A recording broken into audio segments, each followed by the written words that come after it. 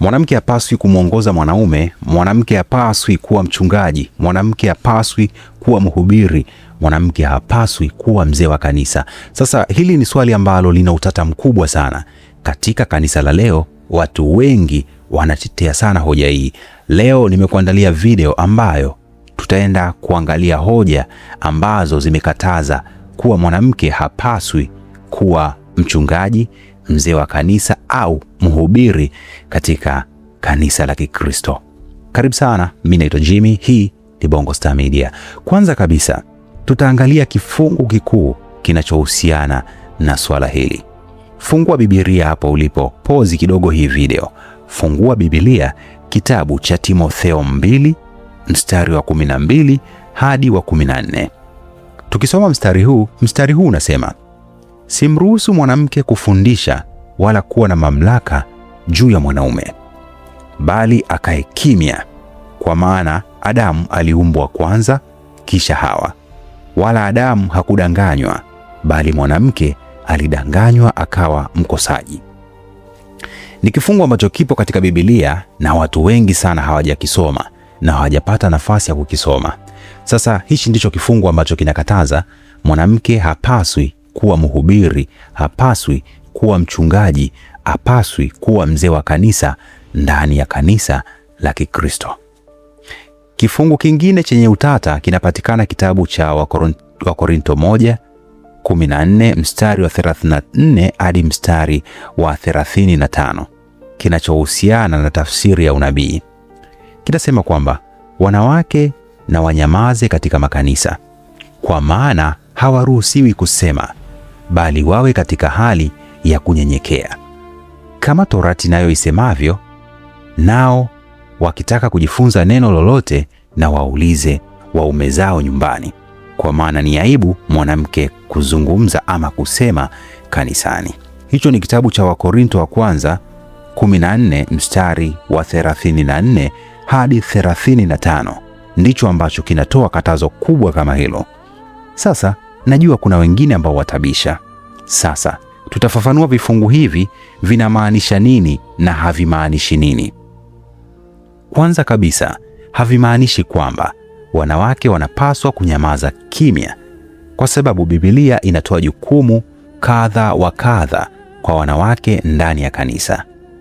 Vifungu hivi vinahusiana na mambo mawili maalum. Kwanza, kufundisha wanaume; pili, kuwa na mamlaka juu ya wanaume. Biblia ndio imeandika, sio maneno yangu. Tunaona katika kitabu cha Timotheo wa kwanza 3 inayofuata baada ya sura ya 2, inazungumzia sifa za wazee, waangalizi na mashemasi. Inatumia neno yeye ikimaanisha mwanaume. Kwa mfano, lazima awe mume wa mke mmoja. Inaonyesha kuwa hii wazi inamzungumzia mwanaume na hamna sehemu ambayo inamzungumzia mwanamke. Paulo naye anatoa sababu 2 kuu za katazo hili katika kitabu cha Timotheo wa kwanza 2. Sababu ya kwanza ni mpangilio wa uumbaji. Tunaambiwa kwamba Adamu aliumbwa kabla ya Hawa, na sababu ya pili ni kwamba Hawa ndiye aliyedanganywa kwanza. Pia kumbuka, katika Wakorinto wa kwanza 14:34 Paulo anasema kama Torati isemavyo, na hii inamaanisha kwamba anarejea maandiko, si sababu za kitamaduni. Haya ni maagizo yanahusu tamaduni zote na nyakati zote. Sasa tuangalie hoja ambazo ni hoja pinzani. Hoja ya kwanza, wanawake hawakuwa na elimu. Ukweli ni kwamba kulikuwa na wanawake wengi wenye elimu katika ulimwengu wa Kigiriki na Kirumi, na hata wanafunzi wa Yesu hawakuwa na elimu rasmi. Kama elimu ndio ingekuwa kigezo, basi wao pia wangeondolewa. Paulo hatumii hoja ya elimu, anatumia hoja ya uumbaji. Hoja ya pili ni hii hapa, ilihusu Efeso. Wengine wanasema kwamba kwa sababu kulikuwa na ibada ya mungu wa kike Artemi au Diana, Paulo alitoa agizo hili ili kuepuka mkanganyiko. Lakini Paulo hasemi hivyo katika maandiko. Hoja hii ilianza kuenea miaka 1970. Zaidi ya hayo, Paulo anatoa maagizo kama haya katika maeneo mengine kama Wakorinto, ambapo ibada hiyo haikuwepo.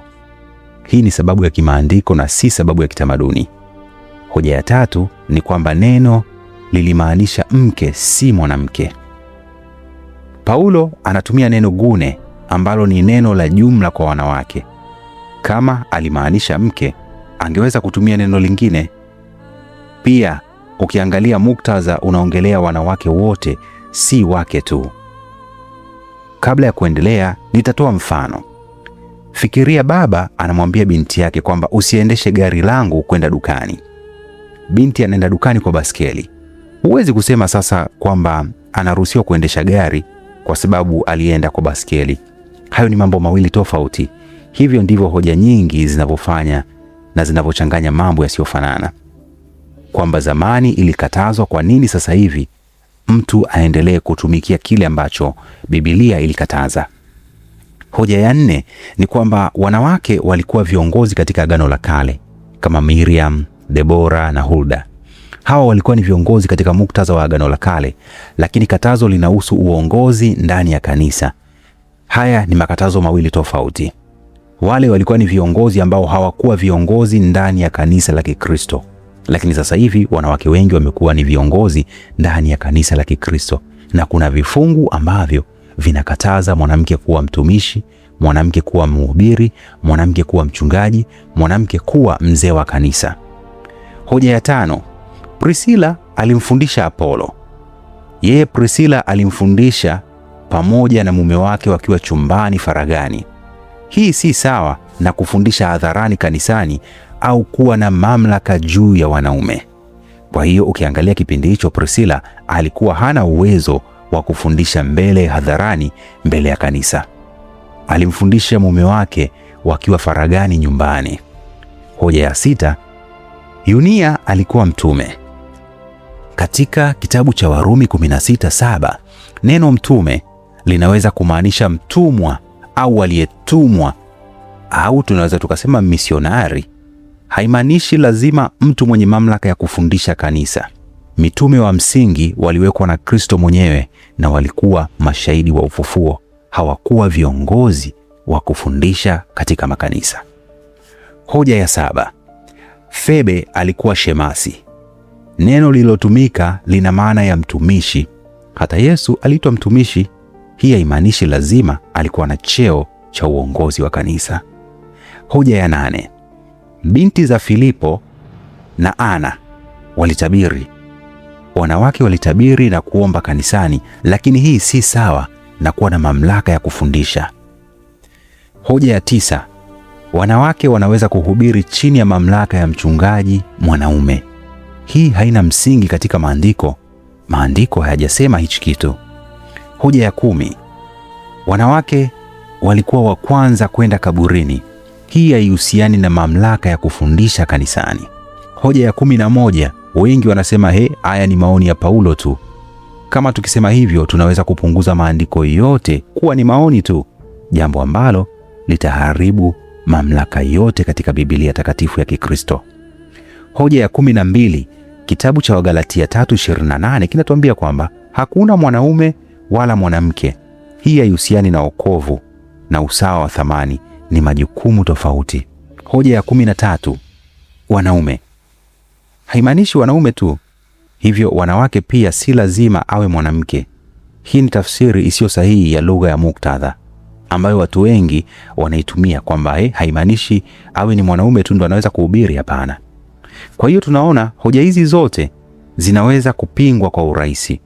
Paulo anatoa sababu mbili za wazi kwamba mpangilio wa uumbaji na udanganyifu wa Hawa, hakuna sababu ya kiutamaduni. Sasa ni muhimu kuelewa majukumu ya wanawake katika kanisa. Wanaweza kufundisha wanawake wengine, watoto, kushiriki Injili, kuimba, kuomba, kuhudumu na kutumia karama zao kujenga kanisa, lakini sio kuwa wachungaji, sio kuwa viongozi wa kanisa. Pia kihistoria, wanawake kuhubiri ni jambo lililoanza karne ya 19 na wachungaji wanawake ni jambo lililoanza karne ya 20. Wengine watasema mafundisho haya ni ya zamani au ya kibaguzi, lakini hoja ni kwamba neno la Mungu halibadiliki kufuata utamaduni. Wanaume na wanawake ni sawa kwa thamani, lakini wana majukumu tofauti. Ni kosa kusema mwanamke ni duni kwa sababu hana jukumu sawa na mwanaume. Ni kama kusema mwanaume ni duni kwa sababu hawezi kuzaa. Hilo halina mantiki. Ukweli ni kwamba kanisa linapofuata mpangilio wa Mungu linafanikiwa. Neno la Mungu halifuati utamaduni. Utamaduni ndio unapaswa kufuata neno la Mungu. Tunahitimisha kwa kusema mwanamke hapaswi kuwa mchungaji, mwanamke hapaswi kuwa kiongozi wa kanisa, mwanamke hapaswi kuongoza mwanaume katika neno la Mungu lilivyoagiza. Naomba kama umefuatilia vizuri sana hii makala na umependezewa nayo, basi niandikie maoni yako hapo chini katika box la comment. Tumefuatilia Biblia inachokisema na tumefuatilia nini ambacho Biblia imeagiza katika Ukristo. Karibu sana, hii ni Bongo Star Media. Niachie maoni yako hapo chini katika box la comment.